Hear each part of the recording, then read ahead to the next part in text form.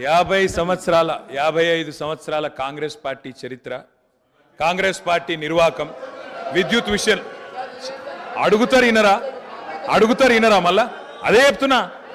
అధ్యక్ష నేను చెప్తాను, వైట్ పేపర్లో ఇలా చాలా గొప్పగా ఈ ప్రభుత్వమే స్పష్టంగా చెప్పింది అధ్యక్ష. ఏం చెప్పింది అధ్యక్ష? మాకు ప్రజలు 11 సార్లు అవకాశం ఇస్తే, 50 ఏళ్ళ అవకాశం ఇస్తే మేము ఇయ్యగలిగింది 2014 నాటికి 6 గంటల కరెంటు మాత్రమే. అంతటి అసమర్థత మాది, అంతటి చేతగానితనం మాది అని వాళ్ళే ఒప్పుకున్నారు అధ్యక్ష. చెప్పనండి అధ్యక్ష, నేనేం అన్పార్లమెంటరీ మాట్లాడతలేను, శ్వేతపత్రంలోదే మాట్లాడుతున్నా అధ్యక్ష. కాంగ్రెస్ అధ్యక్ష ఇప్పుడు మీది కాంగ్రెస్ పార్టీ కాదు సార్ అధ్యక్ష, మీరు మాకు అవకాశం ఇవ్వాలి సార్. తప్పు సార్ సార్, ఆయన మాట్లాడినప్పుడు నాకు అవకాశం ఇవ్వాలి మీరు దయచేసి. అధ్యక్ష విజయవాడలో రాయలసీమ థర్మల్ పవర్ కేంద్రం ఎక్కడ పెట్టిన అధ్యక్ష? కడపలో బొగ్గుందా అధ్యక్ష? కడపలో నీళ్లున్నాయా అధ్యక్ష? విజయవాడలో బొగ్గుందా? ఇలా బాగా మాట్లాడుతున్నారు. ఆ రోజు తెలంగాణలో విద్యుత్ కేంద్రాలు కట్టకుండా తెలంగాణ ఏర్పడే నాటికి 2700 లోటు మెగావాట్లతో 2700 మెగావాట్ల లోటుతో ఆనాడు మాకు నష్టాల్లో అప్పజెప్పిపోయింది. వీళ్ళు కాదా అధ్యక్ష? 6 గంటల కరెంట్ ఇచ్చింది వీళ్ళు కాదా? నేదునూరు గురించి మాట్లాడుతున్నారు అధ్యక్ష, నేదునూరు గురించి చెప్తా అధ్యక్ష. నేదునూరులో భూసేకరణ చేసి ఆయన చెప్పిందే చెప్తున్నా సార్. నేదునూరులో గ్యాస్ ఆధారిత విద్యుత్ కేంద్రం పెడతామన్నారు. శంకర్పల్లిలో జయపాల్ రెడ్డి గారు, మేము ఒక నేదునూరులోనే ధర్నా చేయలేదు సార్. మీ జిల్లా శంకర్పల్లిలో కూడా మేమే ధర్నా చేసినాం, నేదునూరులో కూడా మేమే ధర్నా చేసినాం. 2 దగ్గరలో రైతుల భూములు తీసుకున్నారు.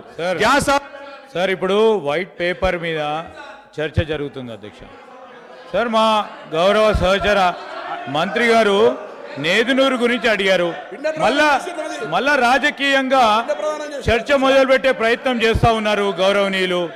మేము అడుగుతా ఉన్నాము, ఎవరైతే సిపిఐ సభ్యులు వారి చర్చ ఇంకా జరిగేది ఉందో చెప్పండి. తర్వాత వారి పూర్తి స్థాయిలో క్లారిఫికేషన్లో అడగమనండి సార్. తప్పకుండా పూర్తి స్థాయిలో వారు జవాబు చెప్తారు పవర్ మంత్రి గారు.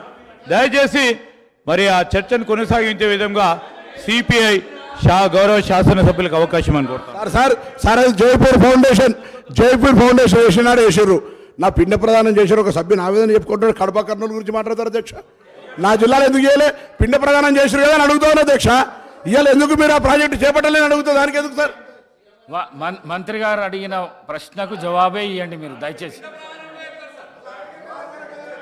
ఇలా బాధ ఎక్కడ అనిపిస్తుంది సార్ అంటే, సరే మంత్రులకు ఆవేశం రావచ్చు, పాపం వారికి ఏదో గతంలో ఏదో అవమానం జరిగిందని బాధపడుతుండొచ్చు. కానీ మరి స్వయంగా ఈ ముఖ్యమంత్రి గారే మా నాయకుడు కేసీఆర్ గారి పిండం పెడతా అని చెప్పి మాట్లాడిన నాయకుడు సార్. దాని గురించి నేను పోను, కానీ దాని లోపలికి నేను పోను. కానీ అధ్యక్ష వారికి తెలవాలా, మంత్రి వారికి తెలవాలా. ముఖ్యంగా శ్వేతపత్రం ప్రచురించింది ప్రభుత్వం, అన్ని సమగ్రమైన సమాచారంతో అవగాహనతో రావాలి.